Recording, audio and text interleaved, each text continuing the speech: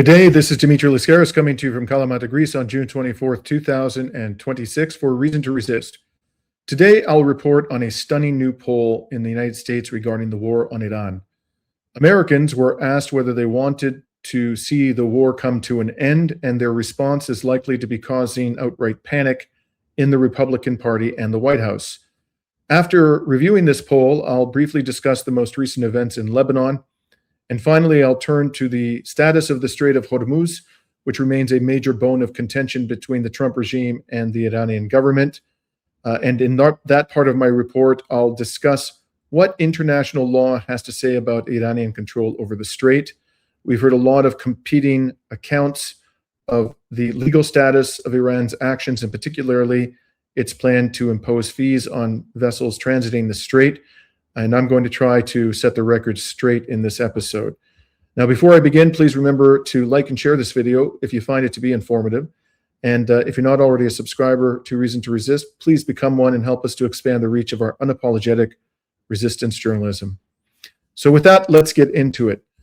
A few days ago, CBS News, who's now run by Barry Weiss, conducted a poll regarding Americans' attitude towards the war on Iran.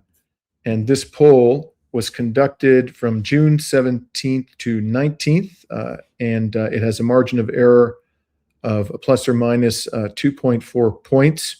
But that's not really relevant here because the margin, the difference of opinion is so profound when it comes to the majority of you. The first question they asked was, what should the U.S. do now with respect to what they called the conflict with Iran? 78%. Nearly 4 out of 5 Americans said end the conflict now, and a mere 22% said continue conflict until Iran gives up more. Now, that's interesting, that second question. They didn't ask continue the conflict until Iran meets all of the demands of the Trump regime. All they asked, they set the bar very low. Continue the conflict until Iran gives up more. And even though they set the bar so low, only 22% opted for continuing the conflict. But here's the real humdinger, in my view. The respondents in this poll were also asked, has the U.S. permanently stopped Iran's nuclear program? Only 31% said yes, and 69% said no. Okay, so almost 7 out of 10 Americans don't believe for 1 second the narrative that we heard very often during the hot phase of this war, and all the way back to June of last year during the first criminal war of aggression on Iran. They just don't believe the narrative that the nuclear program of Iran has been completely obliterated. And in fact, Trump has pretty much abandoned that and has recognized explicitly that Iran continues to possess, may not have immediate access to it, but possess highly enriched uranium to the degree of 60%.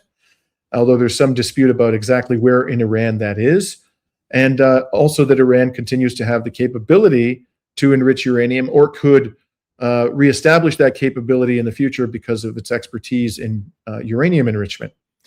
So what I find truly remarkable about all of this is that we've been told, the American people in particular, for decades, that Iran's nuclear program was an existential threat not only to Israel, but indeed to the United States and the entire world. You know, they falsely accused Iran of being the world's worst state sponsor of terrorism and said there's nothing worse than we can imagine than this state sponsor of terrorism, as they falsely claimed, possessing the ultimate weapon of mass destruction.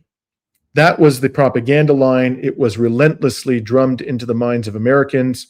And according to this poll, somewhere in the range of 50%, if you do the math, of Americans believe that notwithstanding Iran's ongoing ability to enrich uranium, this war should come to an end now. And if that doesn't convince you that there has been a rapid decline in the power of the U.S. propaganda system, it still remains formidable. It still dupes and manipulates a lot of people around the world, but it is not nearly as potent as it used to be. Now, the other thing I want to point out about this poll, and perhaps the most important thing, is that based on these numbers, if Trump were to revive the war, in other words, engage in military operations against Iran between now and the midterms, I think it's safe to say that he will basically be committing political suicide, not only on his own behalf, but on behalf of the whole Republican Party. This is not some minor issue to the American people because the war on Iran has had a dramatic impact on them, primarily due to the closure of the Strait of Hormuz. And if it revives, it will have an even more dramatic impact on them. Trump is already in serious trouble. His favorability ratings are extremely low by the standards of American presidents. So he would undoubtedly take a drubbing, as would the Republicans at the polls in November, if he were to revive the war. So this gives me, and I think it should give all of us, great heightened hope that at least until the midterms are over, we are not going to see a revival of this war. And hopefully, inshallah, we will never see a revival of this catastrophic and criminal war.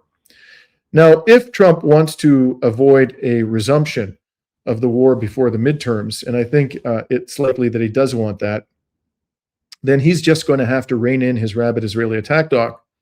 Specifically, he'll have to ensure that Israel's genocide forces stop killing Lebanese people and that it withdraw entirely from Lebanon. But is Trump really prepared to rein in Israel? Well, let's have a look at what happened within the past 24 hours. Yesterday, Israeli troops killed 2 civilians in South Lebanon after a very brief lull in fighting. I think it was less than 48 hours. So they could barely restrain themselves even for 48 hours. They shot dead 2 people, according to the Lebanese Health Ministry, in the first fatal incident reported since the latest ceasefire between Israel and the Iran-backed armed group. They love saying Iran-backed armed group, don't they, at the BBC? In any case, Lebanon state-run national news agency said 2 men were killed while they were standing near a bulldozer that was unblocking a road in the town of Nabatia al-Fawqa. Their only crime was standing near a bulldozer. That is what the Israelis and the U.S. government consider to be respect for a ceasefire.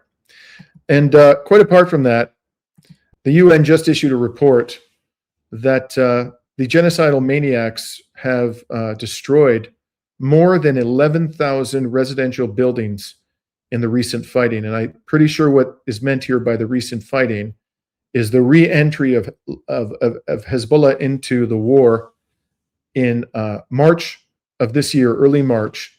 So we're talking here about a little more than 3 months. The genocidal regime destroyed over 11,000 residential buildings completely and partially damaged another 2,200. The UN official Stefan Dujarric said, for many families, this means there is simply no home to return to. Continued uncertainty, widespread destruction, and the threat posed by unexploded ordnances continue to prevent safe and sustainable returns.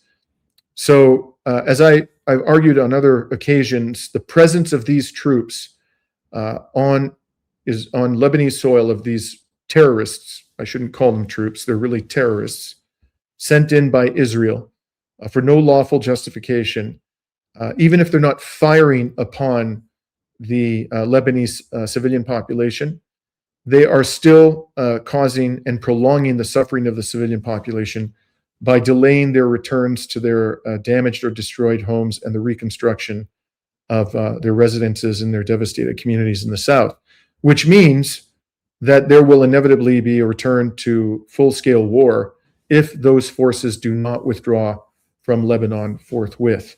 The Lebanese resistance, and indeed the Lebanese state, would have every right to take up arms against the occupier if Israel does not comply with the MOU, which explicitly requires Israel, as an ally of the United States, to respect the territorial integrity of Lebanon. Now, the MOU requires that the U.S. and its allies do just that, respect the territorial integrity of Lebanon. And by placing its genocide forces on Lebanese soil, Israel is violating it. So far, there is no evidence, zero evidence, that Israel is withdrawing any of its forces from Lebanon, at least credible evidence. There may be rumors here and there or reports based upon some unnamed official of some government, but that is not credible evidence in my view. On the contrary, Israeli leaders have stated publicly in recent days that they will not withdraw their troops, at least not for the foreseeable future. And in fact, that means ever. That's their stated intention. And so yesterday, the Donald was asked about this by a reporter who apparently has had run-ins with the Donald before. Listen to how the Donald starts this clip, how he describes the reporter.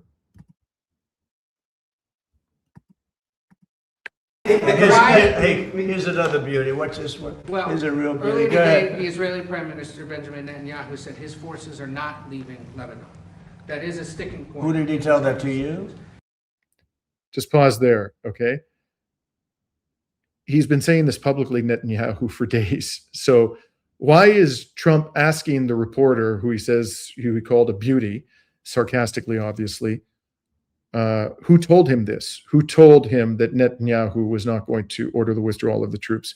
It's known to the entire world that Netanyahu has been saying this. I would suggest to you that the reason why Trump answered the question this way, who told you, is because he's trying to evade the question. But that's not the only evasion. Watch this. He said it publicly in Israel. Well, we're going to take a look at it. Well, what would you do to... We'll take a look at it. We'll take a look at it. Wait a second. The MOU says explicitly that Israel has to respect the territorial integrity of Lebanon. What do you mean you're going to take a look at it? And then there's more. Make sure that he doesn't... Well, I'm not going to tell you what I'm going to do, but it gets solved. I'm a problem solver. I get problems solved real fast, including with Bibi. Go ahead. And that's that. So, yeah, he gets problem solved real fast, including with Bibi. But nowhere in that clip did he say that he was actually going to make Bibi withdraw his forces from Lebanon. Now, I saw an episode on a widely viewed anti-imperialist alternative media platform today. It was actually Nima Al-Krashid, and I have great respect for Nima. I think he does fantastic work. And he had a lot of interaction with Larry Johnson around the question of whether or not all of this talk of Israel withdrawing and ceasefire in Lebanon is political theater. Okay, and there's a vibrant debate going on in the alternative media about that. And I happen to be on the yes, it's political theater side of the debate. And I think this is a constructive debate. We can have it respectfully. And in that interaction or that exchange that he had today with Larry Johnson on this, I also have a lot of respect for Larry Johnson. He does great analysis and a man of honor. But on this question, we part company, and I think they both took the position that this isn't political theater. And part of the reason why they said that is because of this exchange that Trump just had with this reporter whom he referred to sarcastically as a beauty. Well, I didn't hear anything in there which gave me comfort that Donald Trump is actually going to force Netanyahu to withdraw the genocide forces from Lebanon. And from my perspective at this stage, folks, I mean, these debates are important, but at the end of the day, the record of dishonesty of the Trump regime, the treachery, the perfidy, the con jobs this man has done, his entire business and political career, should cause us to doubt any promises that he makes that are contrary to his agenda. And it would be contrary to his agenda of destroying any and all resistance in West Asia to U.S. hegemony, to leave Lebanon alone and stop brutalizing the country when it remains, or Hezbollah remains, armed and capable of putting up resistance and defending its land. So the real question here is, will he do it? And unless and until he does it, I think we are more than justified in doubting whether or not any of this is sincere, especially when he won't even answer a straight up question like this and say outright, yes, I am going to tell Bibi. They try to make him sound like, a cuddly animal, this psychopathic war criminal. I'm going to tell him to remove those troops. He could just say that, but he didn't. 3 times he evaded the question. So that doesn't give me any confidence at all that he's going to force Bibi to do it, so-called Bibi, and we'll just have to see. Notably, Lebanon's president, Joseph Aoun, just made a forceful comment about the presence of Israeli troops on Lebanese soil. And this is a report, I believe this is from Al Jazeera today. And if you scroll down or you look down to the bottom paragraph, Lebanese President Joseph Aoun said that his government would accept nothing less than the end of the Israeli occupation in southern Lebanon. I'm sorry, I misspoke. This is actually a Jerusalem Post article. It's not an Al Jazeera article. So that sounds pretty forceful, sure. Now look at the first three paragraphs of this article, quoting Israel's ambassador in the United States, Yechiel Leiter. He expressed grave concern over Iran's continued influence in Lebanon on the question of whether Hezbollah will be dismantled and removed from the country following the talks in Switzerland. This is the fifth round of talks. I must say we are heading toward a train wreck. The train is in danger of derailing, the ambassador said at the onset of the talks. We agreed to a ceasefire on the condition that Hezbollah withdraw northward. Is that agreement still binding? Well, Iran didn't agree to that. There's nothing about that in the MOU. Hezbollah didn't agree to that. With whom did they agree to it? They agreed to it with the United States, the boss in Washington. That's completely and utterly meaningless. And what the hell are they thinking? It is Hezbollah that has to withdraw from its own land, whereas the Israelis get to remain on that land as they promised to do. This is absolutely absurd. Hezbollah, the people who are, who are part of Hezbollah, this resistance movement that was created precisely to eject the Israeli occupier from Lebanon's sovereign territory, many of these people actually live in South Lebanon, this area that has been subjected to a genocidal rampage by Israel. It is beyond obscene that the Israelis are saying that the people who live on this land, because they put up resistance to our aggression, have to withdraw northward as a condition for us complying with the ceasefire. All of this, just again, this is the Israeli ambassador to the United States, significant figure in the Israeli government. All of this really, I think, looking rationally and objectively at the situation should cause us to have serious questions about whether Israel will withdraw its forces from the South Lebanon in the near future. Eventually they will. I'm absolutely convinced of that, because sooner or later they will sustain so many casualties at the hands of the resistance that they just won't be able to stand it anymore, as happened back in 2000 and again in 2006. But in the near future, it seems to me clear that their stated intention is to remain. Donald Trump has the ability, because Israel can't survive without U.S. support, to impose a withdrawal on Israel. But there's really no reason to believe at this stage, based upon his public commentary, that he's going to actually do that. Now, with that, let's turn to the conditions in the all-important Strait of Hormuz. Trump is claiming that the strait is open and that huge amounts of oil and other commodities are now passing through the strait. But is that accurate? This is the official vessel counts. The source here is Sophie and Bloomberg.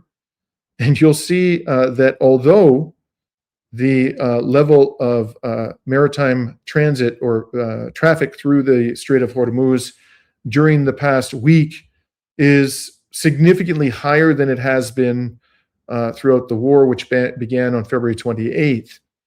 It is way below the average level of maritime traffic that we saw during the, pretty much for many years prior to the time that this war of aggression was commenced. It has been widely noted that the number of vessels that were passing through the Strait of Hormuz prior to the commencement of this war was on average 130 per day. And as you can see here, during the past week, the number has been somewhere between, let us say, 15 and 35. Now, just before I started recording this video, I checked one of the websites that tracks maritime transportation through the Strait of Hormuz. This is the Strait of Hormuz tracker. And if you look in the lower left-hand corner, it shows that in the last 24 hours, 23 ships have transited through the Strait of Hormuz. The status of the strait, if you look at the very top in the center, you'll see in sort of orange color. It's a little hard to make out because of the small print, but it says restricted. That's the status. A couple of days ago, it said closed. So It is not no longer reporting that it's closed, but restricted. And if you look in the lower right-hand corner, it says under the heading War Risk Insurance, in red, you can see the word extreme. So the situation has improved, but only very, very modestly, and we are nowhere close to a resumption of pre-war levels of maritime traffic through the Strait of Hormuz. And a notable comment that was offered by one of the Gulf autocracies on the status of the strait came from Qatar today. And here you can see, this is a report from Al Jazeera. The Qatari Prime Minister, according to Al Jazeera, told the Financial Times, the Strait of Hormuz is open. After Iran's Islamic Revolutionary Guard Corps announced a closure on Saturday, mediators checked with Iranian officials and were told no order had been made to close the strait. That's interesting. Well, what are we to make of that? Does that mean that from now on, when the IRGC makes statements to this effect, we can't take them at face value, and that they might be countermanded by the civilian leaders of Iran without any public announcement to that effect? But then the Qatari Prime Minister goes on and says traffic through the strait is expected to return to pre-war numbers on day 30 of the U.S.-Iran Memorandum of Understanding, but it will, quote, take a lot of effort and will, quote, take time to restore confidence again, close quote. So this harkens back to something that we've been saying on this program based upon what we were hearing from oil industry experts. Even if Iran says the strait is wide open, we aren't going to impose any restriction on the passage through the Strait of Hormuz. We give you our solemn word that we aren't going to attack any of these vessels. Nonetheless, because a war could resume at any time, and we've seen that repeatedly through this conflict, the resumption of hostilities suddenly without warning, it's going to take a lot and a prolonged period of quiet and peace in the Strait of Hormuz for international shipping companies and insurers to decide that this is something that they are willing to, this is a risk to which they're willing to expose their vessels and their corporations. So I think what the Qatari Prime Minister is signaling here is that even with Iran's best efforts, we may not see a return to pre-war levels of maritime traffic through the Strait of Hormuz on day 30. And it may take much longer than that, even with Iran's best efforts, which means that there is going to be an elevated oil price and elevated prices for other commodities that come out of the Strait of Hormuz in large quantities for quite some time. This is in a best case scenario that there isn't a resumption of the hot war. Now, the Qataris also said that they'll resist any Iranian plans to charge fees in the strait. This is against the international protocol. Well, I'll come back to that later when I talk about international. I'm not sure what he means by international protocol. For a country like Qatar, it's our only water corridor. If there is a proposed model by the Iranians, they need to argue the case. We need to look at it. We cannot accept a situation or condition where our gateway to the world is controlled. Now, this, too, is quite interesting, the language that the Qatari Prime Minister employed right here. And I'm sure that it was his words were carefully chosen. He's saying that they'll look at it. If there's a proposed model that involves fees, they'll consider it and they'll hear what Iran has to say. Their opening position from a negotiating perspective is, no, we reject this. But he clearly is not shutting the door to accepting a management scheme for the Strait of Hormuz that involves the payment of fees. And as he's indicated here, Qatar is very, very vulnerable to a closure of the strait. And they make a hell of a lot of money, those Qataris, by transporting their oil and gas through the Strait of Hormuz, in light of the fact that, bases, military forces of the United States on their soil have been threatening Iran for so long and very likely participated in some way in the war on Iran. It is only reasonable, frankly, that the Qataris agree to pay some fee, affordable fee for the passage of their vessels through the Strait of Hormuz. And as I said, I think he's clearly leaving the door open to doing just that. Now, today the price of Brent crude dropped to about $73.43. That's far below the high it reached during the war, which is about $114, but it's still about 20% above the price for Brent crude at the beginning of 2026. So the world is still suffering and will continue to suffer for some time from an elevated price of oil. But clearly, the Strait of Hormuz has benefited the global economy and, by extension, the U.S. economy. Now, despite that fact, it was reported today that U.S. oil inventories experienced another major drop last week.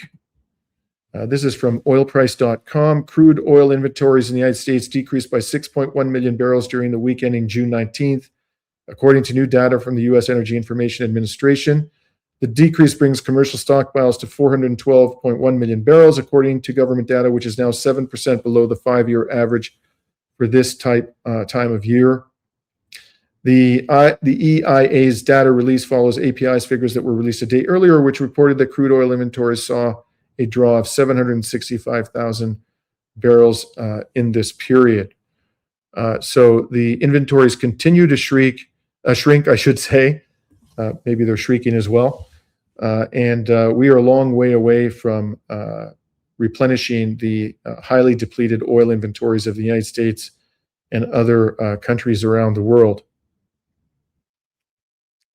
Now, as I just mentioned, it's clear that because of the precipitous drop in the price of oil, the MOU for the time being, which has resulted in a significant increase in traffic through the Strait of Hormuz, is benefiting the global economy, but it is also undoubtedly benefiting the Iranian economy because the opening of the Strait of Hormuz has been accompanied by a lifting of the blockade on Iran. And it was reported in the last couple of days that there is a veritable armada of oil tankers loaded with Iranian oil exiting the Strait of Hormuz and heading to East Asia. According to Iran Observer, China, South Korea, and Japan have purchased all of the Iranian oil currently available. South Korea and Japan are two countries that were particularly vulnerable to a closure of the Strait of Hormuz because of their extreme reliance on oil and gas from the Persian Gulf. And as I indicated, they are going to be paying an elevated price for this oil, elevated relative to where the oil was priced at the beginning of the year. Not only that, but this is having beneficial impacts in other ways on the Iranian oil industry. This is a post from Geopolitics Prime, Telegram resistance channel today. After nearly 4 months of war, Geopolitics Prime reported Iran will be free to export its oil for the first time since 2018 if the U.S. and the Islamic Republic reach a peace deal. And they say the first tankers are already moving. 3 tankers carrying a combined 5 million barrels of Iranian crude oil are reportedly already en route to buyers in Southeast Asia. Iran has struck a deal to supply about 10 million barrels of oil to China, showing demand for Iranian oil remains intact despite years of sanctions.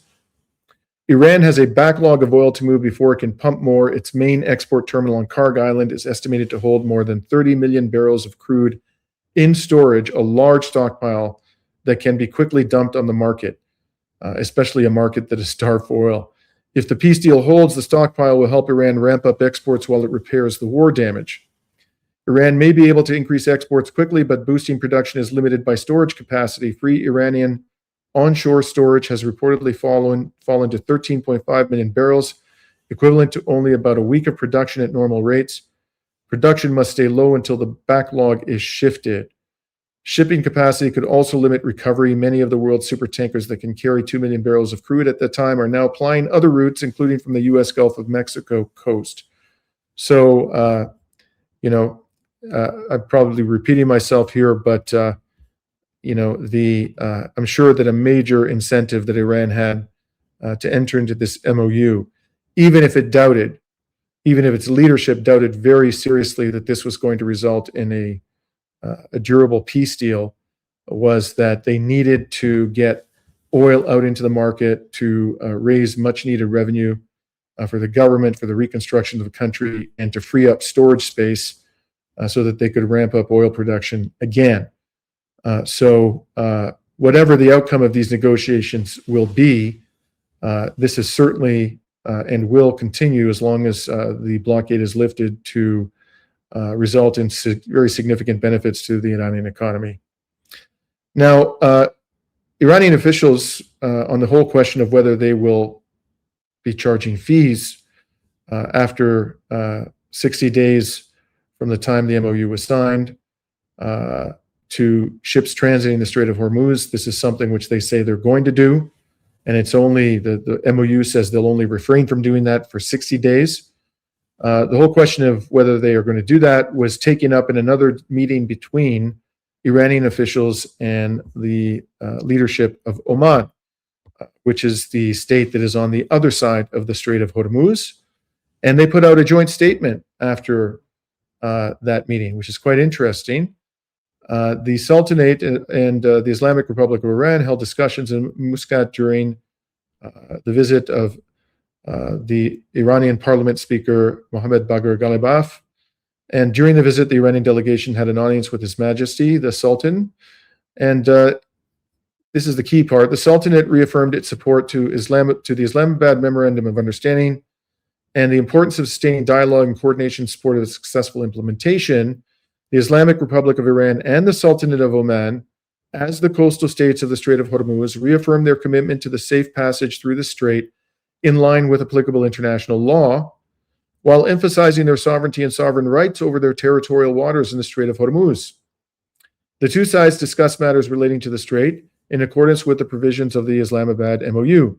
They agreed to maintain their dialogue on this issue through a joint working group between the two foreign ministries in order to reach agreement on the future administration of navigation in the Strait of Hormuz and the services that will be provided in this regard and the costs associated with them in accordance with international standards.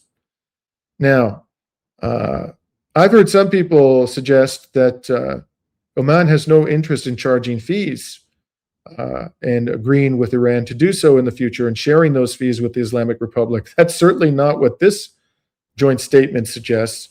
It suggests that they are, in fact, in the process of deciding what fees they're going to charge for what services and how they're going to divvy up the dough, which would be quite substantial. Just imagine, let's just say conservatively, that after a peace deal, after the 60-day period, assuming the Strait of Hormuz remains open, the average level of traffic through the Strait of Hormuz is 100 vessels. And assume that they charge $2 million per vessel, which is the figure that the Iranians have been using repeatedly in talking about fees for passage through the Strait of Hormuz. That's $200 million a day. Okay, that's $1 billion for Iran and $1 billion for the Sultanate of Oman every 10 days. That is a hell of a lot of jack. And frankly, Iran deserves it after the criminal damage that was done to its economy. According to J.D. Vance, a press conference that he did just 10 days ago, or less than that, I think, the value of the damage done to Iran's industrial base was $1 trillion. $1 trillion. So if the U.S. and its autocratic vassals in the region who were entirely complicit in this war of aggression have to fork over this kind of dough every day, in my opinion, that's only fair. Now, Rubio, of course, Narco Rubio, has a decidedly different view of the matter. He told the press upon arriving in West Asia that no country could charge ships for passage through the Strait of Hormuz, drawing a bright line on a key negotiating point with Iran that has major implications for global commerce. I just want to remind you, you may not know this, but it bears repeating, that a couple of days ago, Trump threatened that the U.S. would be charging a fee for passage through the Strait of Hormuz. He said the United States might become the guardian angel.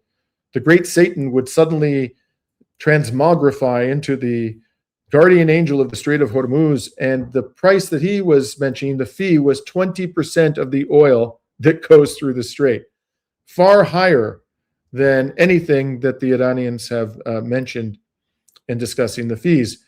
So now his own Secretary of State, just a few days later, is saying that no country could charge ships for passage through the Strait of Hormuz. And at the bottom, I've highlighted the money shot. He says no country is allowed to charge tolls or fees on an international waterway. That's existing international law. That's the way it is in international waterways all over the world. And that's the way we expect it'll be here. You know, repeating that international law requires it doesn't make it true. And you know, Marco Rubio never, ever attempts, if he was actually a real Secretary of State, who he's up to the task, then he would take a moment to explain the basis of the U.S. position. I'm not saying he would, you know, roll out a legal thesis, a doctoral thesis on the law of the sea, but give us something to understand the basis of your position. He never does. It's just an assertion which he repeats ad nauseum. This violates international law. And the thing that's most obscene about all of this, of course, is that the United States is the worst violator of international law, bar none, with the possible exception of Israel, whom it enables in every conceivable respect. And in fact, since Trump returned to the White House in January of last year, he has single-handedly destroyed what remained of international law. And for this man to be invoking international law, particularly in the context of a criminal war of aggression on Iran, is really, it's too much to stomach, frankly.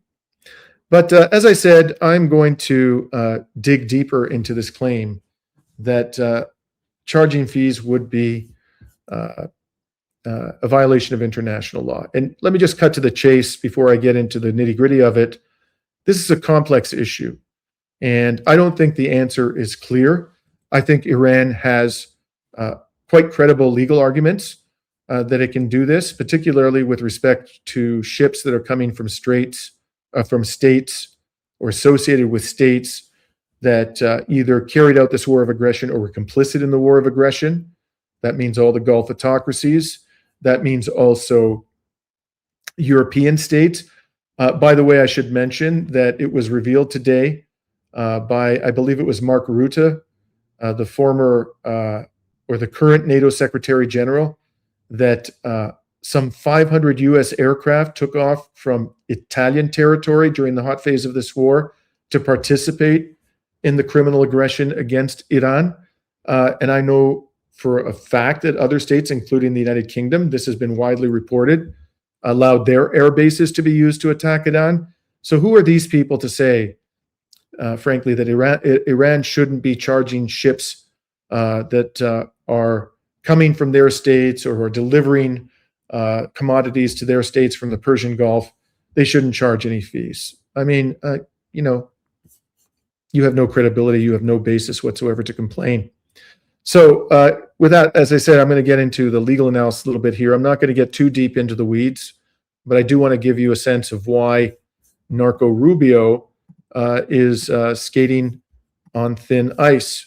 So I'm going to refer, first of all, to a good article that was just published recently by the Norwegian Center for the Law of the Sea, I'm sorry, it was published by an international legal website called Opinio Juris, and it was authored by a PhD research fellow with the Norwegian Center for the Law of the Sea by the name of Konstantinos Deligiannis Vervos. I don't know Konstantinos, but I do essentially agree with his analysis here.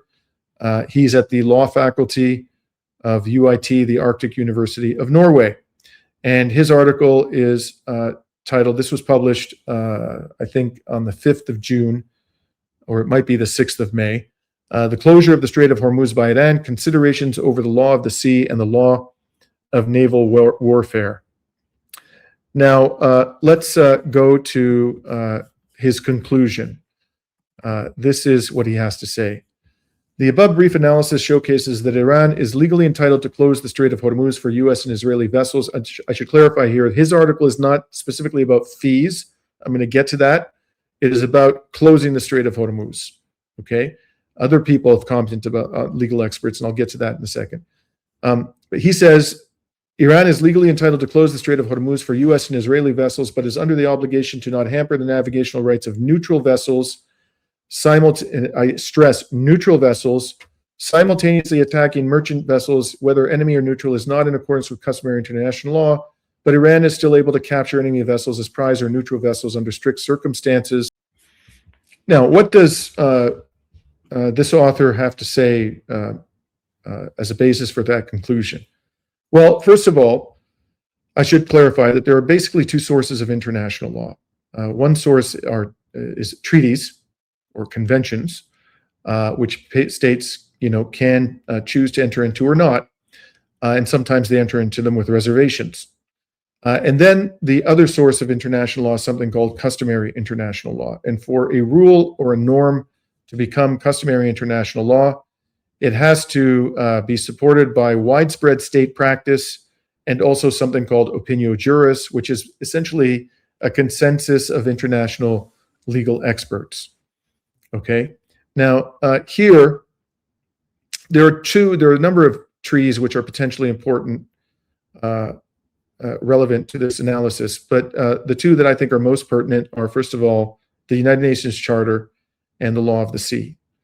The Law of the Sea, or the UN Convention on Law of the Sea, also known as UNCLOS, Iran is not a party to that. It did not ratify UNCLOS, nor did the United States or Israel. And therefore, no one can invoke UNCLOS against Iran unless the relevant provisions of UNCLOS have become part of customary international law.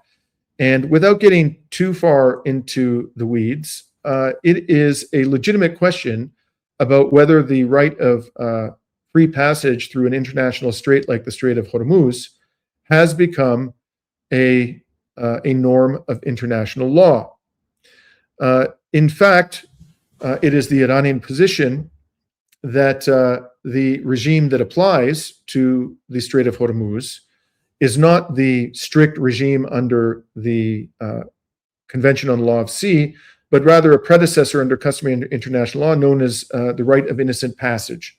So just to really simplify it, you have a right to go through the strait if you're innocent, if you don't pose a threat, if you aren't in any way, shape, or form associated with an aggressor, a party that is in a state of belligerence vis-a-vis one of the coastal states on the strait. Okay, so this takes me back to the whole point I was making earlier, which is not just the United States and Israel that were responsible for this war of aggression, but it is all the Gulf autocracies essentially, plus a whole bunch of European states. And I would even go so far as to say that Canada, because Canada lent rhetorical support, and who knows, through the back door may have been lending some kind of military intelligence support as well. But any state that was involved directly or indirectly in this war of aggression, I think it would be plausible for the Iranians to claim that we are entitled to block their vessels from going through the Strait of Hormuz. Now, if a peace deal is done, the Iranian position becomes weaker. But even then, the Iranians could say, look, given how the Americans and the Israelis have behaved, even though they've put their signature on something that purports to be a definitive peace deal, they could relaunch their acts of aggression against us at any time and do so with the assistance of the same vassals who supported them in the prior acts of aggression. And therefore, we are going to continue to restrict the passage of vessels associated with those straits through the Strait of Hormuz. So I think that they have a very plausible argument that they can restrict traffic through the Strait of Hormuz associated with the states that were involved in this war of aggression on them, particularly if they are military vessels or if they are providing supplies to the militaries of the aggressor states. Now, with respect to the question of fees, I'm going to quote here a position or a commentary offered by a professor by the name of Donald Rothwell. He's an expert on the law of the sea at the Australian National University. And in an interview with Middle East Eye, he said that right now Iran is in a, quote, twilight zone pending a finalized peace deal with the US and Israel. If a final resolution of the conflict is reached, Tehran would have no legal cover under international law to keep the strait closed, and the US would also face global ridicule if it went along with an official toll in the waterway. But he said the Iranian position has some merit. Quote, Iran can say that we are in a difficult position regarding a ceasefire because Israel and the US could unilaterally recommence military operations. Therefore, we need to ensure any vessel passing through Iranian waters does so safely, and we will escort them, which is a service. And therefore, they're entitled to be compensated for that service. And the article from the Middle East Eye properly points out there are at least two other examples of states charging fees for passage through an international strait. First, Australia imposes a mandatory pilotage fee on vessels transiting the Torres Strait, which it shares with New Guinea, because the water is so dangerous to navigate. Likewise, under the 1936 Montreux Convention, Turkey charges a tonnage fee on vessels passing through the Bosphorus and the Dardanelles, which goes towards safety, rescue, and health inspection services. And in that regard, let us bear in mind here that the Strait of Hormuz is quite narrow. Its narrowest point, I think it's approximately 20 nautical miles. And Iran has, I think, a 2,000 kilometer coastline along the Strait of Hormuz. You have, in pre-war times, about 130 vessels going through that strait, many of them carrying large quantities of oil. Those vessels, those cargo ships and tankers produce considerable amounts of pollution. And furthermore, if any one of them were to suffer an accident and there were to be a rupture of the holding tanks for the oil, you could see a catastrophic oil spill on the coast of Iran. And they might not be able to recover the damages from, because the damages could run into the tens of billions of dollars. They might not be able to recover the damages from the corporation that caused them or from their insurers. And doing so might require, years and years and years of litigation. So it is only just and fair, in my view, that when you have so many states profiting enormously from the transit through the Strait of Hormuz of these enormous tankers and cargo ships, that Iran be compensated and that Oman be compensated for the actual environmental damage being done and for the prospective environmental damage that will be done in the future. Why should all the people using the Strait of Hormuz, when this pollution is being generated and the risks of a catastrophic oil spill are real, why should they profit so handsomely from the use of the strait, and Iran and Oman should get absolutely nothing? These companies and these states that employ their services, the corporations that employ their services, are eminently capable of paying a fee. And in light of what the West has done to Iran, with the complete complicity of the Gulf autocracies, I would say that certainly as a moral matter, the Iranians have a very strong argument. And I believe that as a legal matter, they have a perfectly plausible claim as well. So to Narco Rubio, I say you need to brush up on your law books, Sir Narco. Now, with that, I'd like to close out with some news that is undoubtedly going to be politically troubling for Donald Trump and Netanyahu. Let us start with this doozy. The Senate just passed a resolution, the United States Senate, which checks Trump's war powers, rebuking him on Iran. 4 Republicans joined with Democrats in favor of a measure instructing Trump to halt military operations against Iran or seek congressional authorization. Now, this is a non-binding resolution, very likely to be ignored by Trump if he wishes to go forward, but it certainly doesn't assist his case.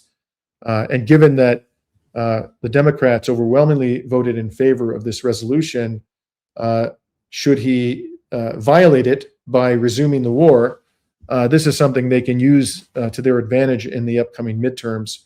and in the next presidential election. And by the way, one Democrat did vote against this resolution. It was none other than that crazed Zionist John Fetterman. Everybody else in the Democratic Party who occupies a seat in the Senate voted in favor. Now, with that, let's move to Netanyahu. Netanyahu finally completed his testimony after 98 hearings across 18 months in his corruption trial. This was reported today by the Times of Israel. In all my years, over 30 years litigating, I have never seen a situation in which it required 98 hearings or anything close to 98 hearings for some particular witness or accused person to complete their testimony. That is absolutely insane. It is, just it just highlights the degree to which Netanyahu manipulated the Israeli legal system and was allowed to manipulate the Israeli legal system to delay his day of reckoning. But it does now seem to be approaching. And given that there's no major war for him to fight at the moment, he's running out of excuses for delaying this trial any further. Now, by the way, it says here the first day on the witness stand was December 10th, 2024. That's extraordinary. And finally, the genocidal Israeli military is sounding the alarm that they are short of thousands of troops and they now need female combat soldiers. This was in a meeting stated by the head of the Israeli military in a meeting with rabbis. And I'm quoting at the bottom here, in a statement on Wednesday, the IDF said Zamir, the head of the Israeli genocidal military, told the rabbis that the military is, quote, still short thousands of combat troops and needs every male and female soldier in order to fulfill its missions and consolidate its campaign achievements. Yeah, some achievements. Zamir's remarks came following repeated warnings by the IDF that it is facing an urgent manpower shortage after years of fighting wars on several fronts. The IDF has said it needs 12,000 additional terrorists. Well, they said recruits. I say terrorists. So, my friends, that is my report for today. I hope that you are staying safe, and let us all hope that this war will come to a merciful end right quick, and that it will include, at long last, a cessation of the genocide being perpetrated by the Israelis with full-blown Western support in both Palestine and Lebanon. This is Dimitri Lascaris coming to you from Kalamata on June 24th, 2026.